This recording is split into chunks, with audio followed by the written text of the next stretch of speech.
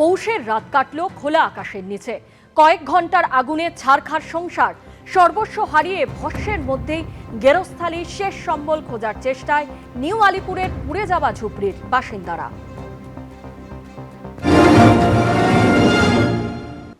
এসে দেখছি এই অবস্থা। আমার টিন দেওয়া ছিল, চারিদিকে টিন ছিল, একটাও কিচ্ছু খুঁজে পাইনি, একদম কিচ্ছু পাইনি, সব পুড়ে গেছে। এই তো আপনারা দেখুন না, কিচ্ছু নেই। তাহলে আমি ডাক্তারখানায় গিয়েছি আর আসতে পারিনি, আর এই আজকের এসে দেখছি এই অবস্থা। হ্যাঁ, বহুত দিনটা আছে, 30-40 বছর হয়। এখানে আমি অনেক দিন ছোটো থেকে আছি। ভাঙন আমাদের জন্ম, ফলতা আমাদের বাড়ি, বাইরেই আমরা সব ছিলাম। এসে দেখছি তো এই অবস্থা। হ্যাঁ, জ্বলছিল যখন সব, তখন দমকল এসেছিলো, রাত্রিবেলা ওপরে ছিল, নিচে আসেনি। সবাই এসে জ্বালিয়ে জল ফল দিল, জ্বালিয়ে সব দমকল অনেক রাত্রিরে অনেক কটা এসছে, এসে সব জ্বালিয়ে সব। এখানে আমরা 4টে ফ্যামিলি। এখন কি করব সেটাই তো চিন্তা করছি।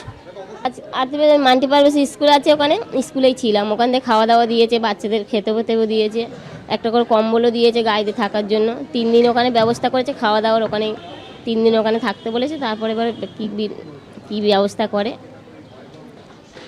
আর কি করবো এখন দেখি। কী বলেন, টাকা পয়সা লোক কোথায় পাবে, যে কিছু যে কেনাকাটি করে যে খাবে সেটাও তো নেই ব্যবস্থা। হ্যাঁ, সব পুড়ে গেছে। বলছি কি, তাহলে বাচ্চাদের একটা ভবিষ্যৎ নষ্ট। এই ছোট 9 মাসের বাচ্চা, তার একটা পোলিও কার্ড, একটা জন্ম কার্ড, সব পুড়ে গেল।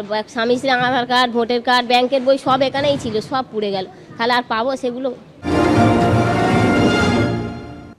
শনিবার সন্ধ্যার আগুন কেড়ে নিয়েছে সবটা। এখন একেবারে তারা কোনো রকমভাবে কোনো সম্বল রয়েছে কিনা সেটা খোঁজার চেষ্টা চলছে। দুর্গাপুর ব্রিজের নিচে যে শনিবার সন্ধ্যেবেলা যে অগ্নিকাণ্ডের ঘটনাটি ঘটে, সেই ঘটনার পর গৃহহীন হয়েছে বহু মানুষ। এবং এই হচ্ছে দুর্গাপুর ব্রিজ, এবং ব্রিজের দুটি যে প্রান্ত রয়েছে, সেই প্রান্তে দমকল কর্মীরা তারা ওপর দিক থেকে জল দিতে শুরু করে। অগ্নিকাণ্ডটা আরও যে ভয়াবহ রূপ নেয় সেটা হচ্ছে ব্রিজের ঠিক নিচে এই যে জায়গা রয়েছে, যেখানে একের পর এক ঘর রয়েছে, একেবারে কনস্ট্রাকশন করা, এবং সেখানে ইট দিয়ে গাঁথনি দেওয়া বেশ কিছু ঘর রয়েছে দেখতে পাচ্ছি। ঠিক ব্রিজের তলা এই জায়গায় জল দেওয়া সম্ভব হচ্ছে না, কারণ দমকল কর্মীরা যে ভেতরে প্রবেশ করবেন সেই রকম কোনো জায়গা নেই। তার জন্য ব্রিজের ওপর থেকে যখন জল দিচ্ছিলেন, তখন দুপ্রান্তে যে ঘর রয়েছে সেখানে জল দিতে পারলেও ঠিক ব্রিজের নিচে যে জায়গা রয়েছে সেখানে জল দেওয়া সম্ভব হচ্ছিল না। বর্তমানে এখানে সব কিছু হারিয়ে যারা স্থানীয় বাসিন্দারা তারা বলছেন যে এই যে অগ্নিকাণ্ডের ঘটনার পর তারা কি করবেন আগামী দিনে সেটা ভেবে উঠতে পারছেন না। একেবারে কোনো রকমভাবে কোনো কিছু যদি বেঁচে থাকে সেটা এই পোড়া ছাইয়ের মধ্যে থেকে খোঁজার চেষ্টা করছেন স্থানীয়রা। ক্যামেরা দীপ্তেন্দু চক্রবর্তীর সঙ্গে পার্থপ্রতিম ঘোষ, এবিপি আনন্দ, কলকাতা। এদিকে পুড়ে যাওয়া ঝুপড়ি দেখতে গিয়ে কার্যত রেলের ঘাড়ে দোষ চাপালেন তৃণমূল কাউন্সিলর জুই বিশ্বাস। বচসায় জড়ালেন সর্বস্ব খোয়ানো ঝুপড়িবাসীদের সঙ্গে। অবৈধভাবে রেলের জমিতে বসবাস করছেন ঝুপড়িবাসীরা, অন্তত 30 বছর ধরে বসবাস করছেন, দাবি স্থানীয়দের।